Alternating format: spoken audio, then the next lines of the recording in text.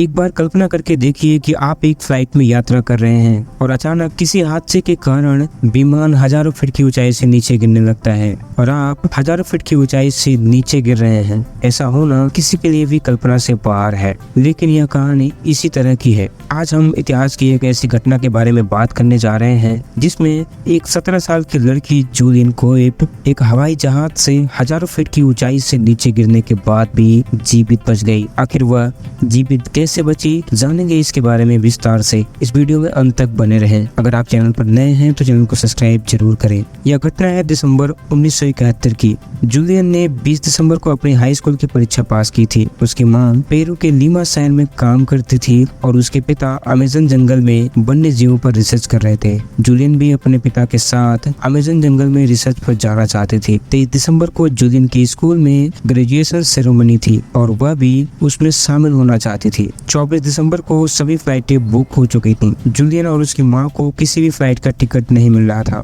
आखिरकार उनके पास केवल एक एयरलाइंस बची थी जिसका नाम था लेंसा एयरलाइंस। हाल ही में लेंसा एयरलाइंस के 2 प्लेन क्रैश हो चुके थे जिससे लोग इस एयरलाइंस से यात्रा करने में हिचकिचा रहे थे। जूलियन के पिता ने भी उसे लेंसा एयरलाइंस से यात्रा करने से मना किया, लेकिन जूलियन और उसकी मां ने सेरेमनी में शामिल होने के लिए लेंसा एयरलाइंस का टिकट बुक करवा लिया। 24 दिसंबर को फ्लाइट 508 को उड़ान भरनी थी, लेकिन उस दिन मौसम बहुत खराब था। फ्लाइट 7 घंटे देरी से दोपहर में जाकर उड़ान भरी। यह फ्लाइट लीमा से इटोस के लिए रवाना हुई। उड़ान भरने के कुछ समय बाद मौसम और खराब हो गया। घने काले बादल, बिजली की कड़क और तूफान ने चारों ओर से घेर लिया। जब फ्लाइट लगभग 21,000 फीट की ऊंचाई पर उड़ रही थी तब खराब मौसम ने तूफान का रूप ले लिया। पायलट ने फ्लाइट को जारी रखने का फैसला किया क्योंकि अगले दिन क्रिसमस था और एयरलाइंस की प्रतिष्ठा को बचाने की कोशिश की जा रही थी। तभी फ्लाइट का बैलेंस खराब होने लगा और अंदर बैठे यात्रियों की चीजें गिरने लगी। फ्लाइट की बाई विंग पर बिजली गिरी जिससे फ्यूल टैंक फट गया और विंग में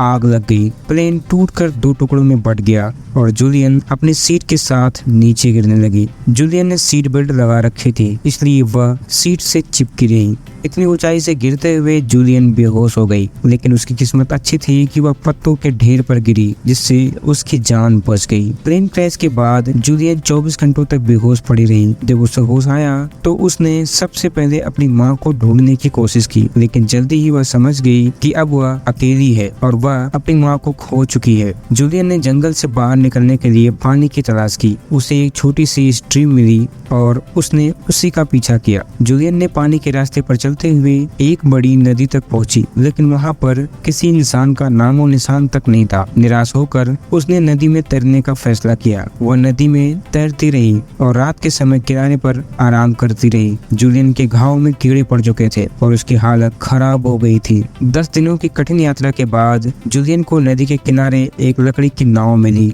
उसने वहां पर एक झोपड़ी भी देखी, लेकिन उसमें कोई इंसान नहीं था। वहां उसने गैसोलीन का इस्तेमाल करके अपने घावों को साफ किया और रात वहीं रुक गई। अगली सुबह उसने लकड़हारे की आवाज सुनी और उन लकड़हारों से उसने अपनी कहानी बताई। लकड़हारों ने उसे पास के एक सुरक्षित गांव में पहुंचाया जहां से जूलियन को अस्पताल ले जाया गया। जूलियन ने पुलिस को इस घटना के बारे में बताया। उसके बाद फ्लाइट 508 का मलबा और मारे गए लोगों की लाशें मिल गईं। जूलियन की हिम्मत और साहस की वजह से वह इतनी ऊंचाई से गिरने और 11 दिनों की कठिन यात्रा के बाद भी जीवित बच गई। दोस्तों, वीडियो को लाइक करें, चैनल को सब्सक्राइब जरूर करें। मिलते हैं अगली वीडियो में, तब तक के लिए धन्यवाद।